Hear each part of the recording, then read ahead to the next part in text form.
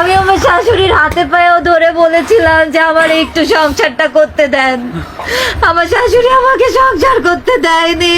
আমার আখের থেকে যাবে, আমার বয়স কুড়ি, আমার সারা জীবনের আফসোস থেকে যাবে আমার হাজবেন্ডকে নিয়ে, যাকে আমি জীবনে প্রথমবার ভালোবেসেছিলাম।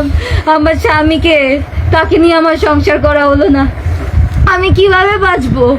ও নিঃশ্বাস নিতে পারতেছে না।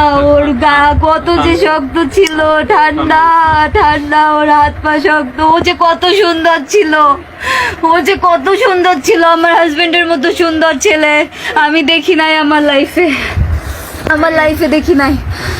ও আর আসবে না, ও আমাকে এসে জড়িয়ে ধরবে না। ও যাওয়ার আগে আমাকে একবার বলেও গেল না, যাওয়ার আগে আমার একবার হাগও করলো না, জড়িয়েও ধরলো না। ও নিজের মতো চলে গেল। কত অভিমান, কত কষ্ট নিয়ে যে ও চলে গেল, কত অভিমান নিয়ে চলে গেল। আমাকে নিয়ে যেতে পারতো, ও তো আমাকে ভালোবাসতো, ও তো জানতো আমি ওকে ছাড়া বাঁচবো না। ও তো আগে আমাকে শুট করতে পারতো, তারপর তো নিজেকে শুট করতো, দুজনে একসাথে চলে যেতাম, তাহলে তো এত কষ্ট সহ্য করতে হতো না। আজকে আমাকে এই যে প্রেস মিডিয়া, এই যে লাইভে আসতে হচ্ছে আমার স্বামীর মৃত্যু নিয়ে, আমার স্বামীর মৃত্যু নিয়ে আমাকে কথা বলতে হচ্ছে। আমার স্বামী আমাকে কি করে দিয়ে চলে গেল।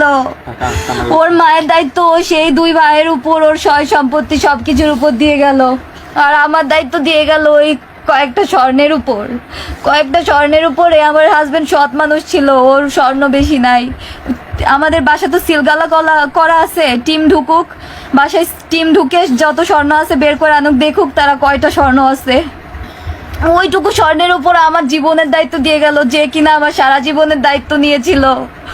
আমাকে একটু থাকতে দিল না আমার শাশুড়ি। এখানে হাজার হাজার মেয়ে আপনার জন্য কাছে, আপনার মতো যারা ফেস করে, এখানে আমার শাশুড়ি আমাকে একটু সংসার করতে দিল না। আমার স্বামী অনেক আফসোস নিয়ে মারা গেছে। দেখুন উনি দুবার স্ট্রোক করেছে সুস্মিতার বাবা। এখানে ঘর এখনো শোকে স্তব্ধ। এখানে আমার স্বামী অনেক আফসোস নিয়ে মারা গেছে, বাড়ির প্রতিবেশীরা পর্যন্ত আমার এখানে স্বামী অনেক অভিমান, অনেক আফসোস নিয়ে মারা গেছে। ওর মায়ের প্রতি ওর একরাশ অভিমান ছিল যে মা কেন বুঝে না যে তার ছেলে কি সে সুখী থাকবে। সে বুঝে না যে তার বউ ভালো না থাকলে সে কিভাবে সুখে থাকবে। আমার স্বামীর এত আফসোস অভিমান নিয়ে, এত কষ্ট দিয়ে নিজেকে নিয়ে মারা গেল সে। আমি আমার শাশুড়ির হাতে পায়েও ধরে বলেছিলাম যে আমার একটু সংসারটা করতে দেন।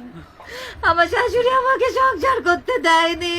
আমার আখের থেকে যাবে, আমার বয়স কুড়ি, আমার সারা জীবনের আফসোস থেকে যাবে আমার হাজবেন্ডকে নিয়ে, যাকে আমি জীবনে প্রথমবার ভালোবেসেছিলাম।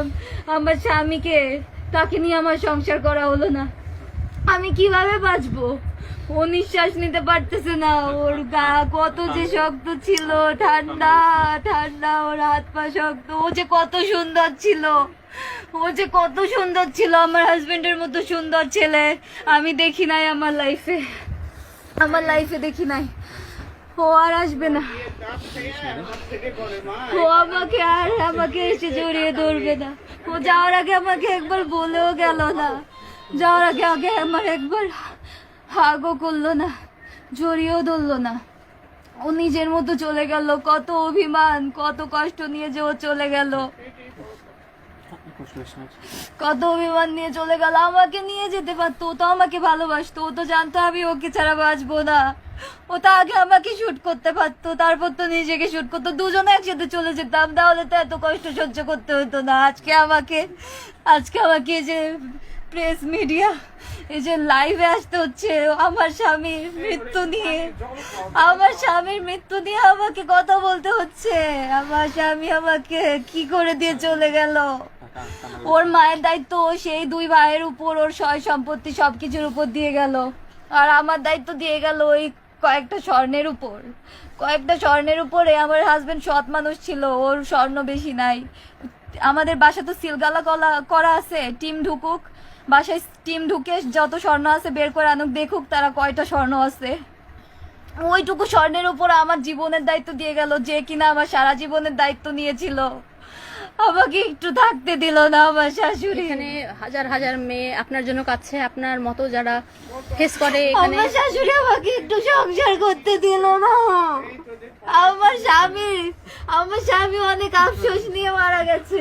দেখুন উনি দুবার স্ট্রোক করেছে সুস্মিতার বাবা। এখানে ঘর এখনো শোকে স্তব্ধ। এখানে আমার স্বামী অনেক আফসোস নিয়ে মারা গেছে। বাড়ির প্রতিবেশীরা পর্যন্ত আমার এখানে স্বামী অনেক অভিমান, অনেক আফসোস নিয়ে মারা গেছে। ওর মায়ের প্রতি ওর একরাশ অভিমান ছিল যে মা কেন বুঝে না যে তার ছেলে কি সে সুখী থাকবে। সে বুঝে না যে তার বউ ভালো না থাকলে সে কিভাবে সুখে থাকবে। আমার স্বামীর এত আফসোস অভিমান নিয়ে এত কষ্ট দিয়ে নিজেকে নিয়ে মারা গেল সে।